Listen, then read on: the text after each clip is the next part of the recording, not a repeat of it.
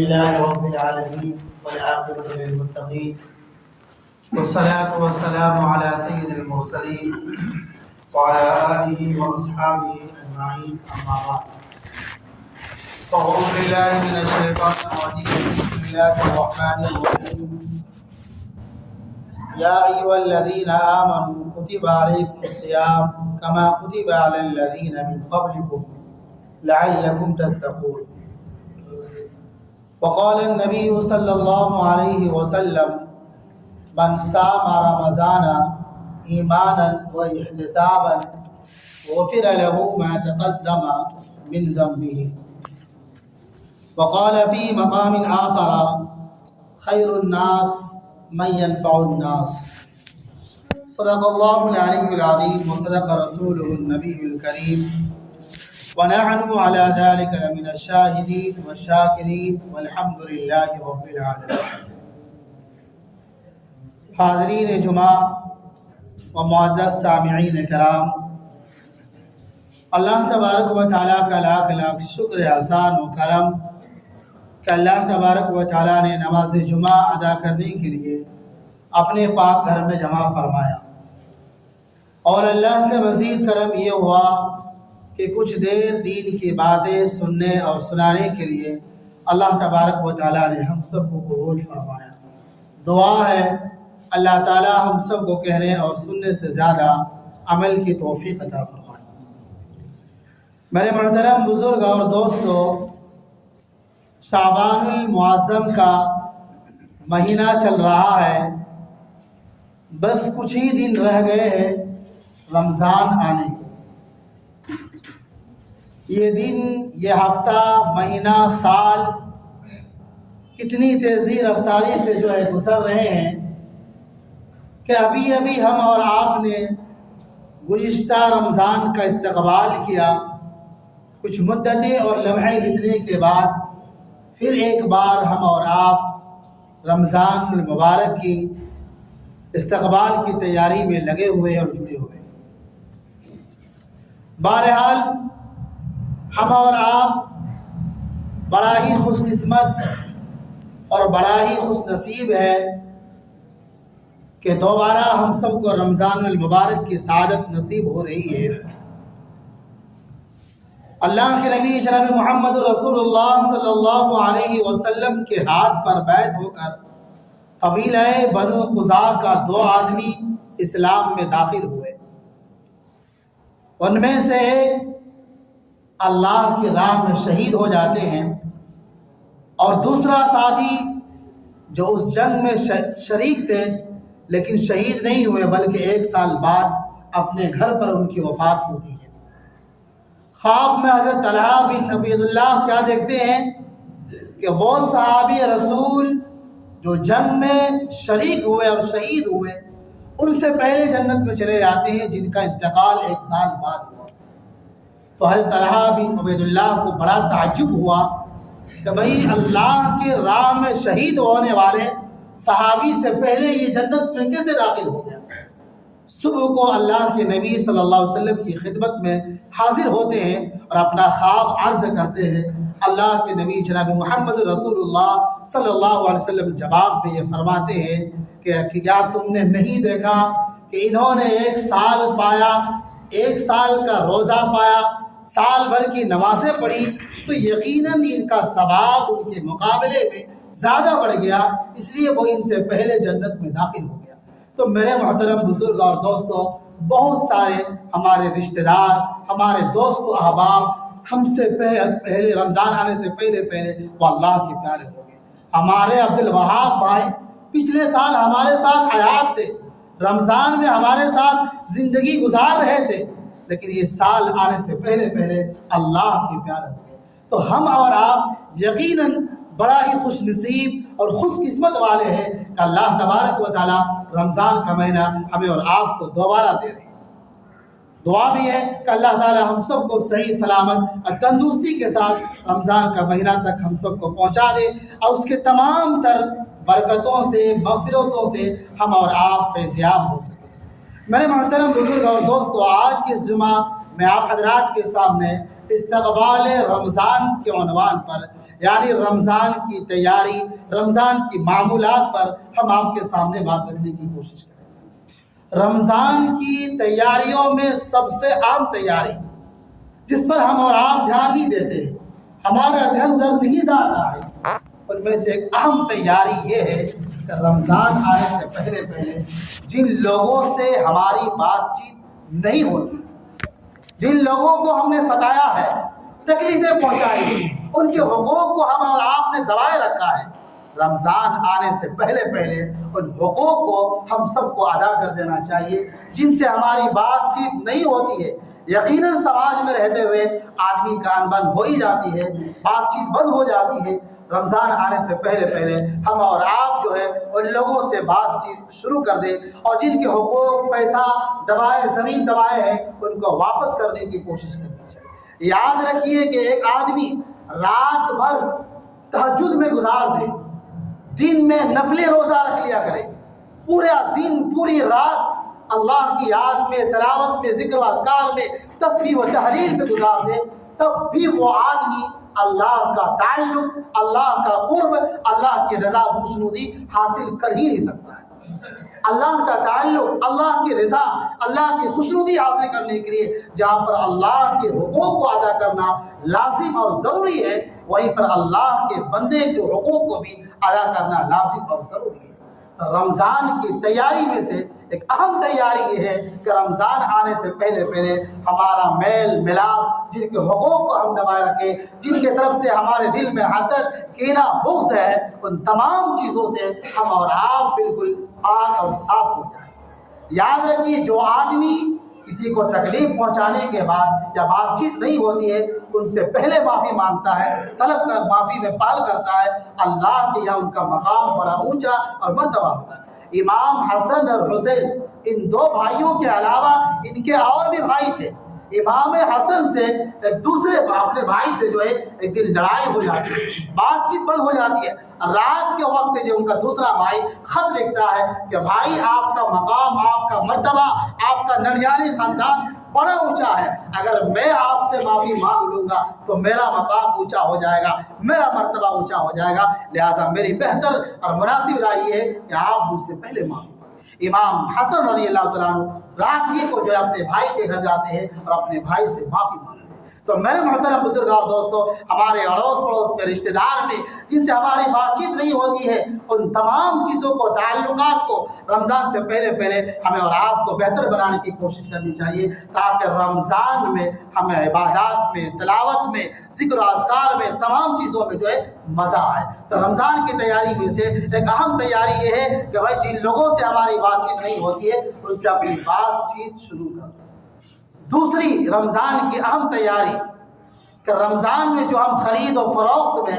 جو مشغول اور مصروف ہوتے ہیں، یہ تو صحابہ کرام کے دور میں تھا ہی نہیں، ہم نے جو ہے یہ طریقہ اختیار کر لیا ہے۔ تو رمضان آنے سے پہلے پہلے، رمضان سے پہلے پہلے ہم اپنی خرید جو شہری کا ہو، افطاری کا ہو، عید کے کپڑے وغیرہ، ان تمام چیزوں سے جو ہے ہم اور آپ جو ہے پہلے ہی فارغ ہو جائیں۔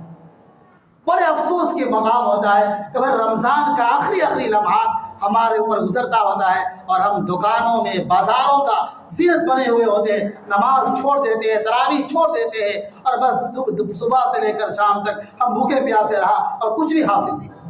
تو رمضان آنے سے پہلے پہلے ہر آدمی کو یہ کوشش کرنی چاہیے کہ تمام تر ضروریات، ہر آدمی کو پتا ہوتا ہے بھائی کہ میرے گھر کی سحری کی کیا ضروریات چیزیں ہیں، افطاری کی کیا ضروریات کی چیزیں ہیں، کپڑے وغیرہ کی کیا چیزیں، ان تمام چیزوں سے جو ہے ہمیں رمضان آنے سے پہلے پہلے بالکل تیار ہو جانا چاہیے، تاکہ رمضان میں ہمارا کم وقت بازاروں میں، دکانوں میں، خرید و فروخت میں گزرے اور زیادہ سے زیادہ وقت اللہ کی مسجد میں، اللہ کی عبادت میں، ذکر و اذکار میں، تسبیح و تحلیل میں گزرے۔ تو رمضان کی تیاری میں سے یہ ہے کہ بھائی رمضان آنے سے پہلے پہلے ذرا ہم اپنی مصروفیات، مشغولیات کو کم کر لیا،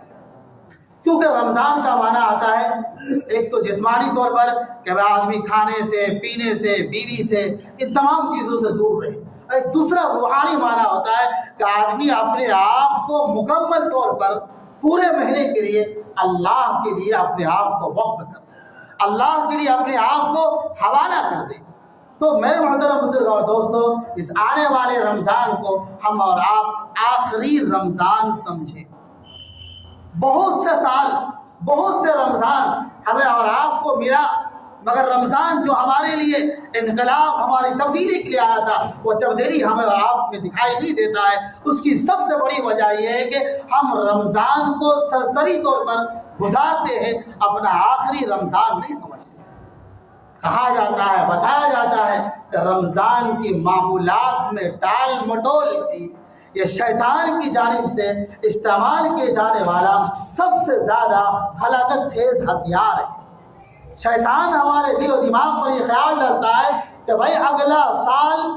اچھے طریقے سے جو ہے رمضان کو ادا کرنا، اور ہم اس سوچ میں، اس خیال میں رمضان کو یوں ہی گزار دیتے ہیں۔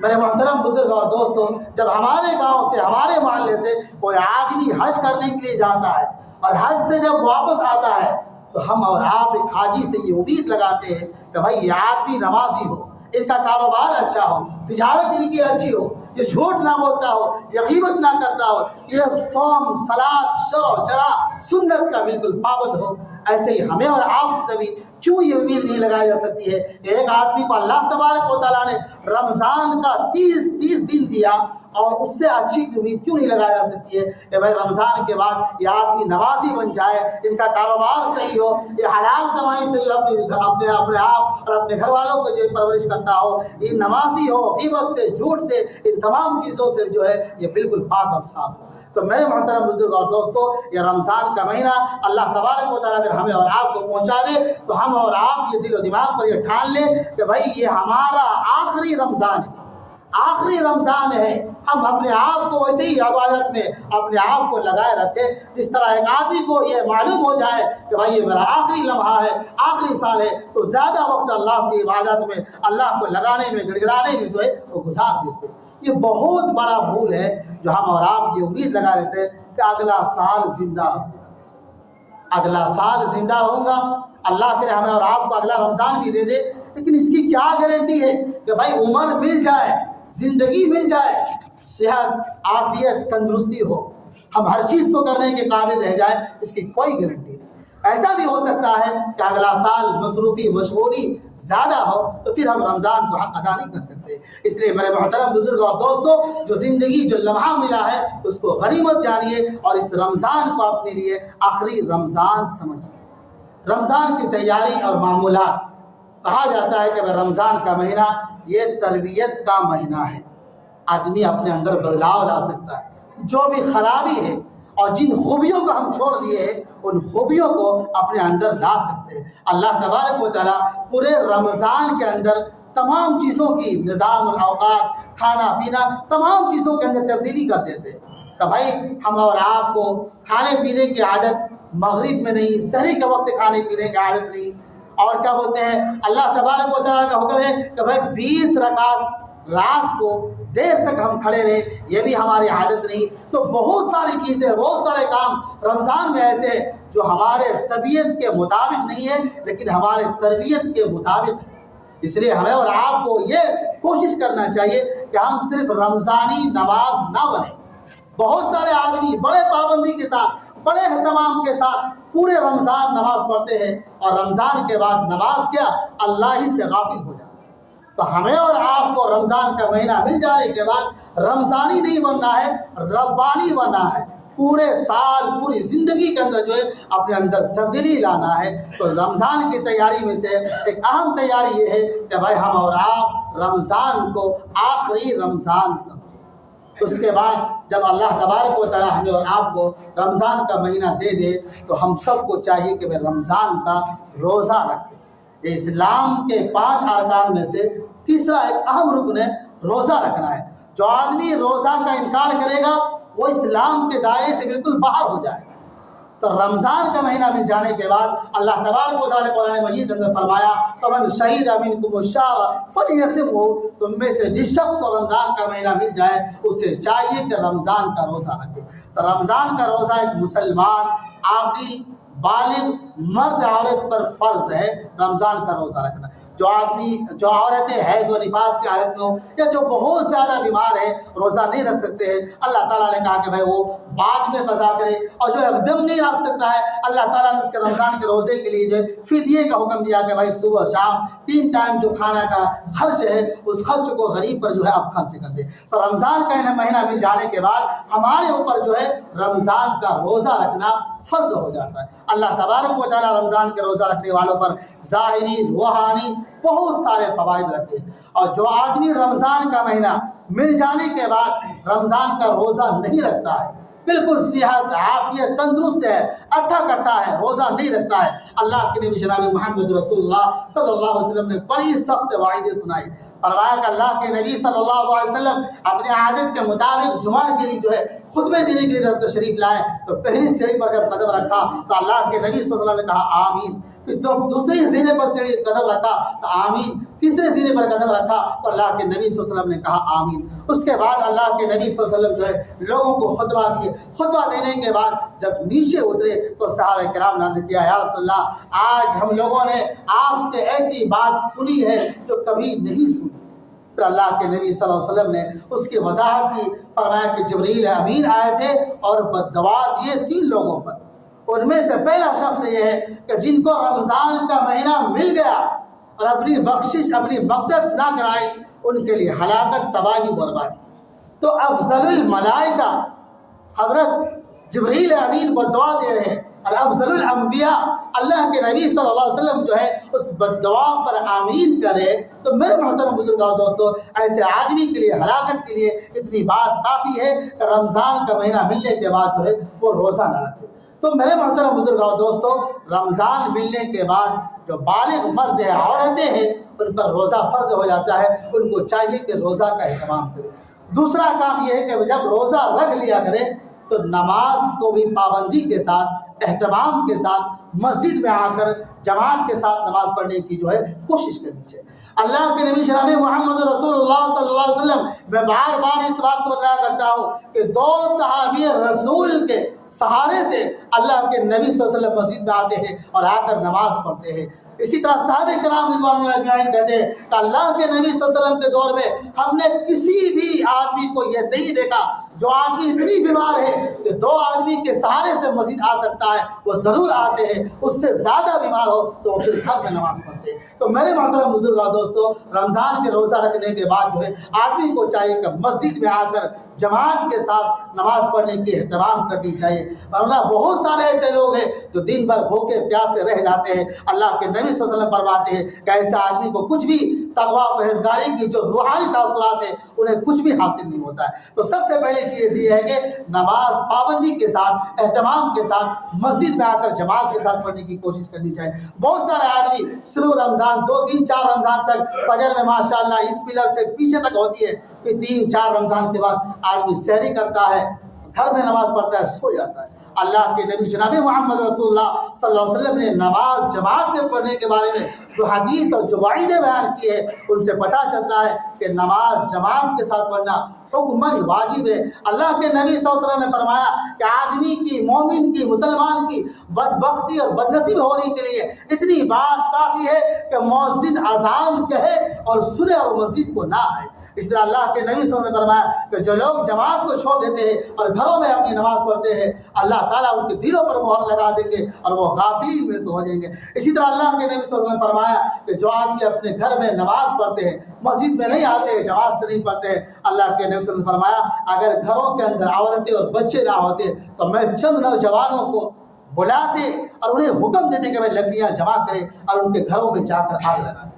تو میرے محترم بزرگ اور دوستو رمضان میں سحری کرنے کے بعد جو ہے آپ فوراً مسجد میں آ جائیں اور پابندی کے ساتھ اہتمام کے ساتھ جو ہے نماز جماعت کے ساتھ پڑھا کریں۔ دوسرا کام یہ ہے کہ بھائی اللہ کے نبی صلی اللہ علیہ وسلم نے فرمایا کہ تمام نفلی نمازوں میں سب سے بہتر نماز افضل الصلاۃ بعد الفریضہ جسے کہا گیا ہے وہ تہجد کی نماز ہے۔